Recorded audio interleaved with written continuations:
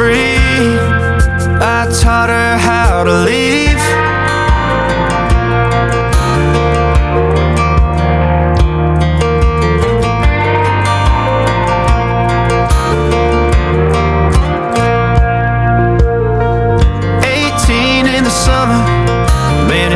Like yesterday, when she was looking out that window on the bus to second grade.